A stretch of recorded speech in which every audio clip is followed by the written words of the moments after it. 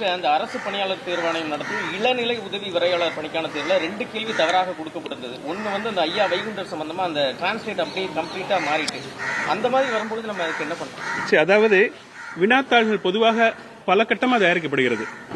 ரகசியம் கருதி அது ஒரே சமயத்தில் தயாரிக்கப்படுவதில்லை. அதுவும் பல கட்ட பரிசீலனை செய்யப்படுகிறது.